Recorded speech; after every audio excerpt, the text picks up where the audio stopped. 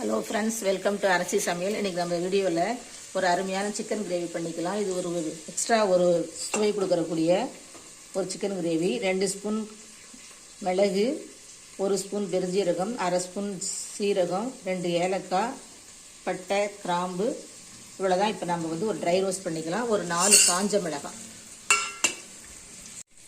நான் 1 கிலோ சிக்கனுக்கு அளவுக்கு சொல்லியிருக்கேன். இது நீங்கள் அரை கிலோ தான் நான் செய்ய போகிறேன். நீங்கள் உங்களுக்கு எவ்வளோ வேணுமோ அந்த அளவுக்கு இதை நீங்கள் அளவு கூட்டிக்கோங்க. இப்போ இதை வறுத்தாச்சு.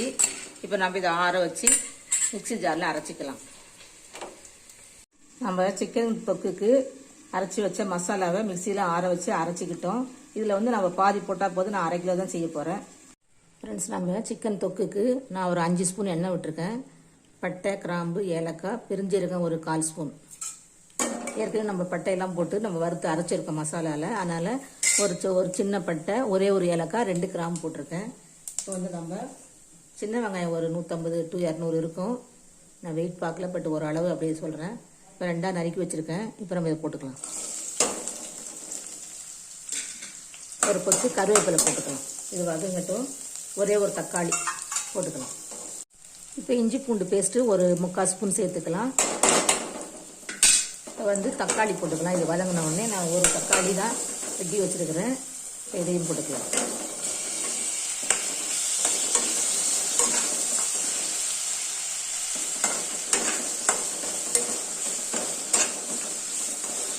இப்போ ஒரு 2 நிமிஷம் கிளறின உடனே சிக்கனை போட்டுக்கலாம். இப்போ சிக்கனை 1 நிமிஷம் நல்லா கலந்து விட்டாச்சு.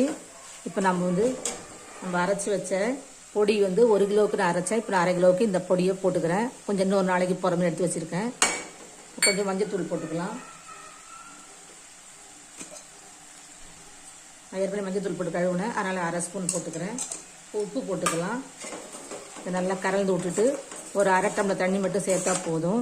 இப்போ 10 நிமிஷம் சிம்மில் இருக்கட்டும். நடுவில் நல்லா திறந்து பார்ப்போம். இப்போ நான் ஒரு அரை டம்ளர் தண்ணி மட்டும் ஊற்றிருக்கிறேன். இப்போ நம்ம மூடி வச்சுக்கலாம். சிம்மில் வச்சுக்கலாம். 10 நிமிஷம் கழிச்சு நடுவில் ஒரு திறந்து பார்த்துட்டு 10 நிமிஷம் கழிச்சு திரும்ப நீங்கள் உப்பு எதுவும் பத்தலாம் கூட போட்டுக்கலாம்.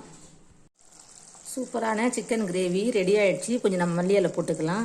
உங்களுக்கு இப்படியே வேணும்னா நீங்கள் வச்சுக்கலாம். எனக்கு இன்னும் கொஞ்சம் தண்ணி வத்துற மாதிரி இருக்கட்டும். நான் இன்னும் ஒரு 2 நிமிஷம் கலந்துட்டு ஆஃப் பண்ணிக்கலாம்.